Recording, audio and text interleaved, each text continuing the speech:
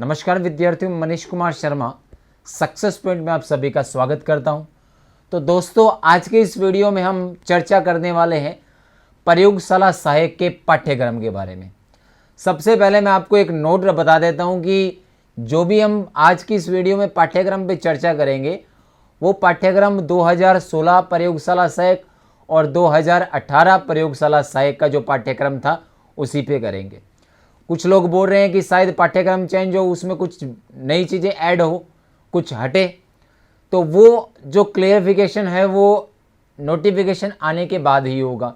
उससे पहले हम सिर्फ कयास लगा सकते हैं कि ऐसा हो सकता है। अभी तक इसका ऑफिशियल कुछ भी नहीं है। अभी तक जो पाठ्यक्रम है जो 2018 और 16 में था उसी को मानकर हम पेपर की तैयारी कर सकते हैं। तो सबसे पहले पेपर में क्या रहेगा, उसको कैसे कवर करना है, उस पूरी की पूरी रणनीति पे चर्चा हम इस वीडियो में करेंगे। तो सबसे पहले मैं आपको बता देना चाहूँगा कि आपके पेपर के दो पार्ट होंगे, पार्ट ए और पार्ट बी। पार्ट ए है वो आपका 100 अंक का होगा जिसमें 50 क्वेश्चन आपको मिलेंगे, और पार्ट बी जो है वो आपके 200 अंक का होगा जिसमें आपको 100 क्वेश्चन मिलेंगे। जो पार्ट ए है उसमें आपके राजस्थान इतिहास, कला, संस्कृति और राजस्थान का भूगोल रहेगा, और पार्ट बी में आपके बायोलॉजी, फिजिक्स और केमिस्ट्री रहेगी। अगर मैं पिछले पेपरों की तुलना करूं, 2016 का पेपर तो बहुत ही मॉडरेट लेवल का था। जो 2018 का पेपर था वो एक एवरेज लेवल का पेपर था। तो मान के चलिए कि अगर आपका स्कोर 200 प्लस बन रहा है पार्ट ए और पार्ट बी दोनों को इंक्लूड करते हुए, तो आप प्रयोगशाला सहायक आसानी से बन सकते हैं। बाकी तो पेपर जब होगा, कैसा पेपर आता है उस पर डिपेंड करता है। मेरिट पहले ही मैं आपको बोलूँ कि इतने नंबर ले आओगे तो हाँ हो जाएगा, गलत बात है ये। जब तक पेपर ही नहीं पता कि पेपर कैसा है तब तक मेरिट थोड़ी डिसाइड होगी। तो हाँ, अपने एक आइडिया लगा सकते हैं कि अगर 200 नंबर है तो आप उसमें सेफ हैं। तो सबसे पहले हम बात करते हैं पार्ट ए में, राजस्थान कला, इतिहास, संस्कृति और राजस्थान का भूगोल। इसमें टॉपिक क्या रहने वाले हैं? सबसे पहले राजस्थान के इतिहास के प्रमुख स्रोत, राजस्थान की प्रमुख प्राग ऐतिहासिक सभ्यताएं, प्रमुख राजवंश व उनकी उपलब्धियां, मुगल राजपूत संबंध, स्थापत्य कला की प्रमुख विशेषताएं, महत्वपूर्ण किले, स्मारक संरचनाएं, राजस्थान के धार्मिक आंदोलन, लोक देवी देवताएं, राजस्थान की प्रमुख चित्रकलाएं, शैलियां, हस्तशिल्प, राजस्थानी भाषा व साहित्य की प्रमुख कृतियां, क्षेत्रीय बोलियां, मेले, त्योहार, लोक संगीत, लोक नृत्य, वाद्य यंत्र, आभूषण, राजस्थानी संस्कृति, परंपरा व विरासत, महत्वपूर्ण ऐतिहासिक पर्यटन स्थल, राजस्थान के प्रमुख व्यक्तित्व, राजस्थान की रियासतें व ब्रिटिश संधियां, 1857 का जन आंदोलन, कृषक व जनजाति आंदोलन, प्रजामंडल आंदोलन, राजस्थान का एकीकरण, राजस्थान का राजनीतिक जन जागरण एवं विकास, महिलाओं के विशेष संदर्भ में। ये राजस्थान आर्ट एंड कल्चर और राजस्थान की जो हिस्ट्री है उसका सिलेबस है। अगर आप प्यारे विद्यार्थियों पुराने दोनों पेपर उठा के देखो और राजस्थान इतिहास और कला संस्कृति को देखोगे तो जो क्वेश्चन है, मैं ये नहीं कहूँगा कि बहुत ज़्यादा डीप आते हैं। जो आरएस या पटवारी या ग्राम सेवक जैसे पेपर में जो राजस्थान के इतिहास, कला और संस्कृति पूछी जाती है वैसा पेपर नहीं आता। पेपर है वो राजस्थान जीके की बात करूं तो एक एवरेज पेपर बनता है इसका, क्योंकि इस पेपर में साइंस स्ट्रीम के विद्यार्थी बैठते हैं जिनका आर्ट का जो बैकग्राउंड है वो इतना मजबूत नहीं होता।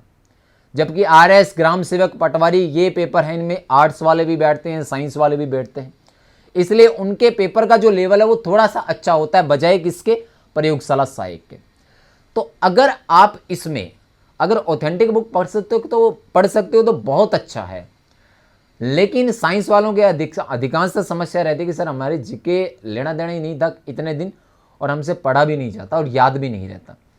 अगर विद्यार्थियों आप एक कोई भी हेल्प बुक ले लोगे और उसको अच्छे से पढ़ सकते हो ना, तो आपके अधिकांश क्वेश्चन सही हो जाएंगे। अगर ऑथेंटिक बुक पढ़ सकते हो तो दी बेस्ट है। अब मेरे जैसे किसी के समस्या होगी सर जीके अपना है तो पल्ले ही नहीं पड़ता, उसके लिए दो ही बात कहूँगा, एक कोई हेल्प बुक ले लीजिए और एक उस टॉपिक को समझने के लिए किसी भी यूट्यूबर को या किसी भी कोचिंग में आप कहीं तैयारी कर रहे हो तो वहाँ पे उस टीचर का जो भी बताया हुआ है वो पढ़ लीजिए, बहुत है। राजस्थान इतिहास, कला और संस्कृति के आपको क्वेश्चन मिलेंगे विद्यार्थियों कितने? 25, पुराने पैटर्न के आधार पे बात करें तो। अब आपको टारगेट रखना है कि मेरे को इस 25 में 20 सही करने हैं एनी हाउ, और ये 20 क्वेश्चन आप पुराना पेपर जरूर देखिएगा, दोनों पेपर देखिएगा। अगर आपको जीके का थोड़ा बहुत भी नॉलेज है तो ये कोई बड़ी समस्या नहीं है, आप आसानी से पेपर कर सकते हो, आसानी से कला और संस्कृति और इतिहास के 20 क्वेश्चन कर सकते हो। तो इसमें आपको क्या पढ़ना है मैंने आपको बता दिया। एक हेल्प बुक उठा लीजिए और एक टीचर अच्छे से टीचर को देखिए जिनका आपको अच्छे से समझ में आता है, जिनके लैंग्वेज आपके पल्ले पड़ रही है तो देखिएगा। उसके बाद में पार्ट ए में सेकंड पोर्शन है वो राजस्थान का भूगोल है। साइंस स्ट्रीम के सारे विद्यार्थी इस पेपर में बैठेंगे, जीके समस्या ही समस्या।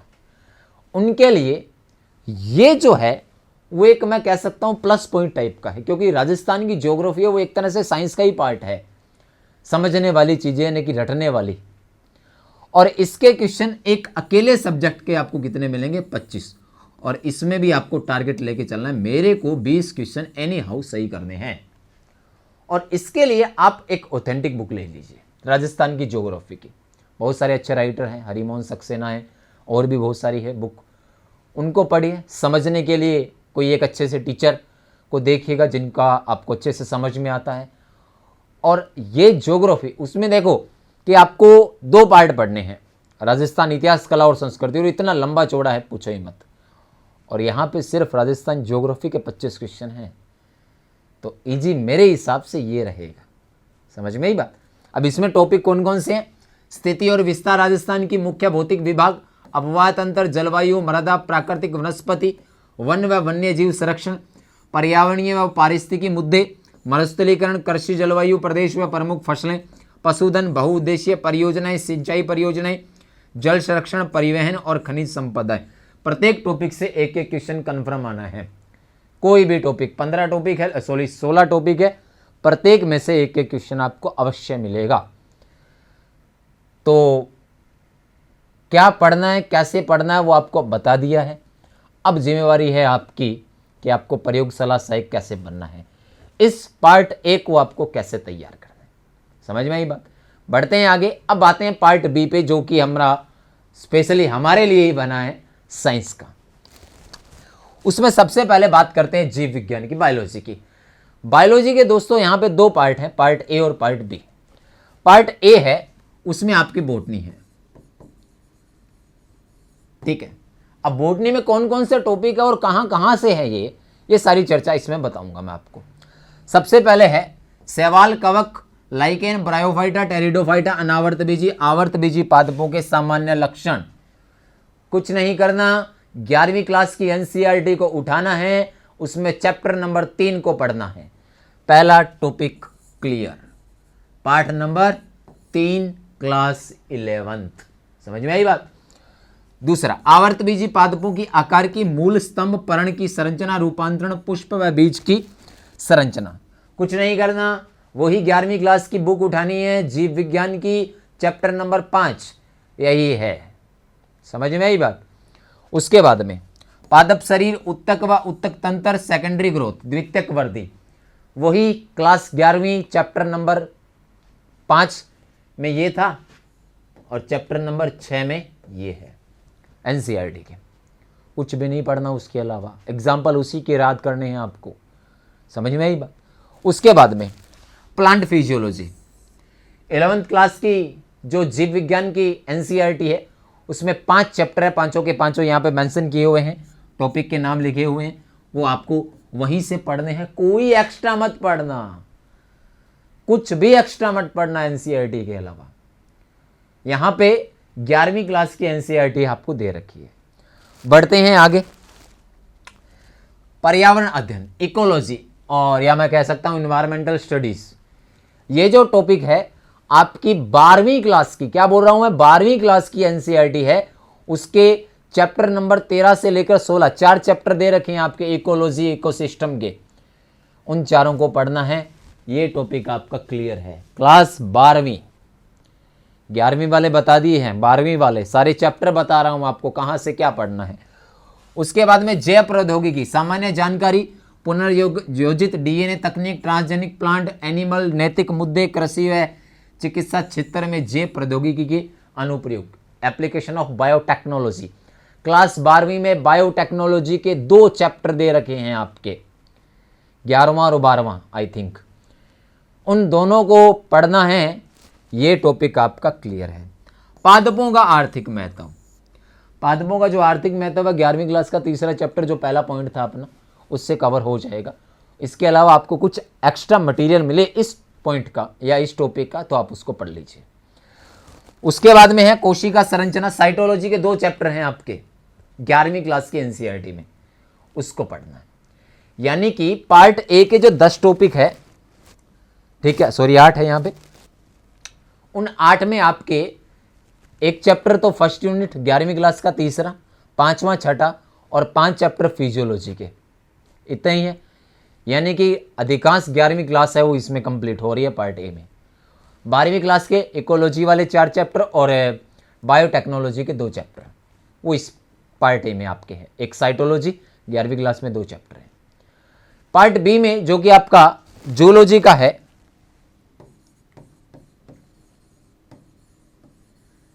इसमें क्या क्या है और कहां कहां से है। सबसे पहले जेनेटिक्स, आनुवंशिकी, 12वीं क्लास में है आपके एनसीईआरटी में, उसको पढ़ना है। वंशागति के नियम तो चैप्टर का नाम है, उसको पढ़ना है। उसके अलावा कुछ मत पढ़ना, ठीक है। उसके बाद में जंतु जगत का वर्गीकरण, classification of animal kingdom, class 11वीं चैप्टर नंबर 4, उसको पढ़ना है इसमें। उसके अलावा कुछ भी मत पढ़ना। एग्जाम्पल उसी के याद करने एनसीईआरटी के, और वही पूछे गए हैं और वही पूछे जाएंगे। उसके बाद में तीसरा पॉइंट, मानव में पाचन, श्वसन और उत्सर्जन तंत्र। हमारे ह्यूमन फिजियोलॉजी 11वीं क्लास में है, उसके 3 चैप्टर, पाचन, श्वसन और उत्सर्जन, तीनों चैप्टरों को अच्छे से पढ़ना है। उसके बाद में मानव में परिसंचरण तंत्र और अंतःस्रावी तंत्र, ये भी 11वीं क्लास में आपके लास्ट में जो चैप्टर हैं 16 के बाद में जो 7 चैप्टर हैं आपके, जितने भी अपने सिस्टम हैं वो सारे के सारे सिस्टम यहाँ पे दे रखे हैं 11वीं क्लास की। तंत्रिका तंत्र, पेशीय तंत्र यानी कि कंकाल तंत्र, तंत्र सारे के सारे हैं यहाँ पे 11वीं क्लास में। जो ह्यूमन फिजियोलॉजी के अंतिम 7 पार्ट है वो सारे हैं। 5 प्लांट फिजियोलॉजी की भी है, 2 साइटोलॉजी के भी है। उसके बाद में क्लासिफिकेशन का तीसरा और चौथा दोनों चैप्टर हैं, समझ में आई बात। और एनाटॉमी या मॉर्फोलॉजी का 5वां और छठा दोनों चैप्टर हैं, समझ में आई बात। उसके बाद में मानव में जनन तंत्र व मानव रोग, ये 12वीं क्लास में रिप्रोडक्शन है, ह्यूमन रिप्रोडक्शन से रिप्रोडक्टिव सिस्टम, और मानव रोग और स्वास्थ्य, ये भी 12वीं क्लास में है। 12वीं क्लास का तीसरा और चौथा चैप्टर जो मानव जनन तंत्र है, और एक मानव स्वास्थ्य एवं रोग का चैप्टर है, वो यहाँ पे मेंशन किया हुआ है। जैव विकास और जंतुओं का आर्थिक महत्व, जंतुओं का आर्थिक महत्व है, इसके लिए आप थोड़ी सी हेल्प कहीं से भी ले लेना। और जैव विकास का चैप्टर है वो आपके 12वीं क्लास के एनसीईआरटी में। तो ओवरऑल मैं अगर जीव विज्ञान की बात करूं तो ये आपकी 11वीं और 12वीं पूरी एनसीईआरटी है 90%। एनसीईआरटी के अलावा मेरी राय यही रहेगी, आप कुछ भी मत पढ़ना। 90% क्वेश्चन आपके एनसीईआरटी से आ जाएंगे। 10% है वो आपका ज्ञान, आप बीएससी कर रहे हो उससे आप सही कर दोगे। तो बायोलॉजी में मेरे हिसाब से आपको क्या पढ़ना है, सिर्फ और सिर्फ एनसीईआरटी, वो भी 11वीं और 12वीं क्लास की। बढ़े आगे।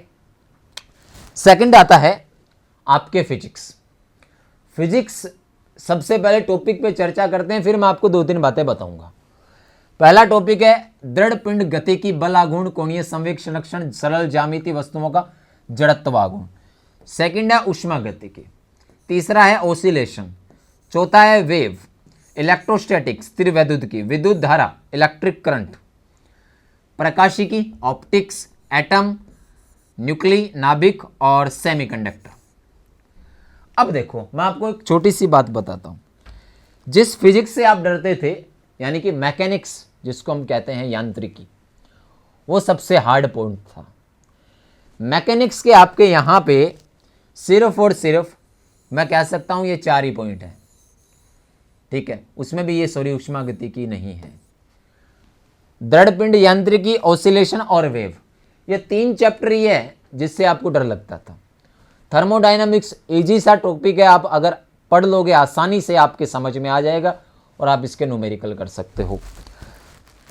स्थिर विद्युतिकी और विद्युत धारा 12वीं क्लास के दोनों टॉपिक है।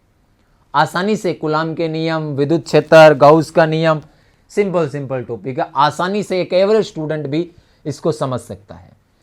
उसके बाद में ऑप्टिक्स, परमाणु, नाभिक, सेमीकंडक्टर, चारों 12वीं में है। यानी कि आपके फिजिक्स है वो उसमें 12वीं का पोर्शन ज़्यादा है। 11वीं और 12वीं पूरी फिजिक्स नहीं है, सिर्फ कितने टॉपिक है 10। उसमें से जो आपको डर लगता था जिस फिजिक्स से, उसके 3 ही टॉपिक है। बाकी ऐसे टॉपिक है जो एक एवरेज विद्यार्थी भी समझे तो आसानी से समझ सकता है। और याद रखिएगा विद्यार्थियों, बायो जो थी, मैं यहाँ पे थोड़ा सा बता देता हूँ। बायो के 2016 में 40 थे, केमिस्ट्री के 30 थे और फिजिक्स के भी कितने थे 30। जो 2018 का पेपर हुआ उसमें बायो के 35, इधर 33 और इधर 32, ये हो गया था मामला। मतलब बायो के तो ज़्यादा रहने ही रहने हैं। अब फिजिक्स के अपने एक एवरेज आइडिया मान के चले कि 30 क्वेश्चन आते हैं, तो इसमें 15 क्वेश्चन ऐसे होंगे जो थ्योरेटिकल टाइप के होंगे और 15 क्वेश्चन होंगे जो न्यूमेरिकल टाइप के होंगे। तो अगर किसी को लगता है कि मैं फिजिक्स छोड़ूंगा तो उसके मूर्खता होगी और कुछ नहीं। आप इन 15 क्वेश्चन जो थ्योरी वाले हैं उनको तो बहुत अच्छे से कर सकते हो। अगर आप 2-3 महीने भी फिजिक्स के ये सारे टॉपिक पढ़ोगे तो ये 15 क्वेश्चन आसानी से कर सकते हो। बच गए 15 न्यूमेरिकल वाले, तो वो आपकी इस टॉप फ्लोर पे निर्भर करता है। देखो जिस चीज़ से डर गए वो अपने को उतना ज़्यादा डराएगी। फिजिक्स से अगर आप डरोगे, सीधी सी बात है, कोई भी चीज़ है उससे उसके करीब जाना है या उसको पाना है तो हमने क्या करते हैं कि उसके उतना करीब जाते हैं। उससे दूर भागोगे तो वो भी आपसे दूर भागेगी। तो फिजिक्स को अपने नज़दीक लाइए। नज़दीक लाओगे तो वो भी आपके उतने ही नज़दीक आएगी जितना आप उसके नज़दीक जाओगे, और जितना दूर उससे भागोगे तो वो भी आपसे उतना ही दूर भागेगी जितना दूर आप भाग रहे हो। तो डरना नहीं है, उसके नज़दीक जाना है, उसको अपना बनाना है। और ऐसी तो कोई चीज़ है ही नहीं आप आजकल की जो असंभव हो। सब कुछ संभव है अगर आप में वो दृढ़ इच्छा शक्ति है तो फिजिक्स में आपको बता दिया। कोई वो लंबी चौड़ी जो मैकेनिक्स वाली फिजिक्स नहीं है यहाँ पे। आप पुराना पेपर देखना, उसके क्वेश्चन देखना, आप कहोगे मैं तो कर दूंगा, और सही में आप कर दोगे। बढ़ते हैं आगे केमिस्ट्री पे। तो पहले मैं टॉपिक बता देता हूँ आपको, आवर्त सारणी और परमाणु गुणधर्म, ठीक है। अब इसमें आपको पूरा नहीं पढ़ना है। मूलभूत कण, नाभिक, रदरफोर्ड का मॉडल, क्वांटम संख्या, पाउली का नियम, ऑफ-बो का सिद्धांत, सिर्फ इतना ही पढ़ना है। पूरा परमाणु नहीं है। कक्षकों के प्रकार, हुंड का नियम, आधुनिक आवर्त सारणी, परमाणु गुणधर्मों में परिवर्तन, आकार, आयनन विभव, इलेक्ट्रॉन बंधुता, विद्युत ऋणता, 4 ही है सिर्फ, सारी नहीं है। दाएं से बाएं, ऊपर से नीचे जाते हैं, क्या परिवर्तन होता है ये देखना है यहाँ पे। उसके बाद में सेकंड टॉपिक है इसमें, ये 11वीं क्लास का है, एस और पी ब्लॉक। एस और बी ब्लॉक के तत्व। अब इसमें पढ़ना क्या है, सामान्य परिचय, इलेक्ट्रॉनिक विन्यास, प्राप्ति, ऑक्सीकरण अवस्था, भौतिक और रासायनिक गुणधर्मों की परिवर्तियां और अक्रिय युग्म प्रभाव। सिर्फ इतना ही पढ़ना है एस और पी ब्लॉक में, ठीक है। पूरा नहीं है, पूरा नहीं है। उसके बाद में केमिकल इक्विलिब्रियम, रासायनिक साम्य, साम्य को प्रभावित करने वाले कारक, उत्क्रमणीय, अनुत्क्रमणीय अभिक्रियाएं, रासायनिक साम्य के नियम और ला सातेलिय का सिद्धांत। सिंपल से, पूरी इक्विलिब्रियम नहीं है। जो टॉपिक दे रखे हैं वो ही पढ़ने हैं। दोनों 11वीं क्लास में है। उसके बाद में रासायनिक साम्य, अम्ल क्षार साम्य, पीएच मान, समायन प्रभाव, बफर विलियम और अम्ल क्षार अनुमापन, 11वीं क्लास का। गैसीय स्टेज गुणधर्म, बॉयल, चार्ल्स, आवोगाद्रो, डाल्टन आदर्श गैस समीकरण, विषण नियम और काइनेटिक थ्योरी ऑफ गैसेस, 11वीं क्लास का। सिंपल सा है। लिक्विड स्टेट ये भी 11वीं में है। द्रव के गुणधर्म, वाष्प दाब, पृष्ठ तनाव और शयनता, विस्कोसिटी, 11वीं क्लास। 6 जो टॉपिक है वो कहां से है? 11वीं क्लास। कहां से है? 11वीं क्लास। उसके बाद में 4 टॉपिक, ठोस अवस्था, विलयन, कार्बनिक यौगिकों का नामकरण, और ये 11वीं क्लास का भी, ठीक है, 11th क्लास में ये। हाइड्रोकार्बन ये भी 11th में है। तो देखो 12वीं क्लास से आपके 2 ही टॉपिक है, एक तो ठोस अवस्था और एक विलयन, ठीक है। दोनों से न्यूमेरिकल आएगा। हो सकता है विलयन और ठोस अवस्था से एक एक थ्योरेटिकल क्वेश्चन आ जाए। आदर्श अनादर्श विलयन या ठोस अवस्था में बहुत सारी विशेषताएं हैं, ठीक है, वो आ सकती है। बाकी 8 टॉपिक है वो 11th क्लास के। फिजिक्स में 12th के हैं ज़्यादा टॉपिक, केमिस्ट्री में 11th के हैं। वही आइडिया मानते हैं 30 क्वेश्चन का, 15 थ्योरेटिकल और 15 न्यूमेरिकल। आप पुराना पेपर देख लेना, आपको ये चीज़ें मिल जाएगी कि पेपर के क्वेश्चन कैसे आते। हम पिछला पेपर भी आगे के आने वाले दिनों में किसी वीडियो में उसका भी सॉल्यूशन करेंगे, ठीक है, 2016 2018 दोनों के। तो केमिस्ट्री में भी आपको वही करना है, अच्छे से पढ़ना है, न्यूमेरिकल सॉल्व करने हैं। अगर आप 3-4 महीने का जो टाइम है अपने पास, उसमें अच्छे से पढ़ लोगे तो केमिस्ट्री का इतना ज़्यादा कोई हवा नहीं है। और केमिस्ट्री नहीं है ऑर्गेनिक वाली या फिजिकल पूरी हो, ऐसा नहीं है। सिंपल टॉपिक है, एसपी ब्लॉक, हाइड्रोकार्बन, ये आप आसानी से कर सकते हो। न्यूमेरिकल वाले तो मुश्किल से 2 टॉपिक, ठोस अवस्था और विलयन। ठोस अवस्था में तो इतने न्यूमेरिकल है ही नहीं, विलयन में न्यूमेरिकल है और कुछ साम्यावस्था वाला है, बाकी न्यूमेरिकल तो है ही नहीं। तो अगर आप अच्छे से, मेन बात क्या है, दृढ़ इच्छा शक्ति, आपकी कैपेसिटी कितनी है उस पर डिपेंड करता है। बाकी पढ़ाई तो चाहे कोई भी, वो आपको सिर्फ बात बता सकता है, पढ़ना आप ही को पड़ेगा। तो ये था हमारा पाठ्यक्रम। अब बहुत सारे विद्यार्थियों के सर ऑनलाइन कोर्स कब करोगे, ऑनलाइन कोर्स कब करोगे? तो जी 24 नवंबर को आपको यूट्यूब पे वीडियो मिल जाएगी और 25 नवंबर को आपको ऑनलाइन कोर्स भी मिल जाएगा। हमारी एप्लीकेशन का जो लिंक है वो डिस्क्रिप्शन में दिया हुआ है आपके, ठीक है।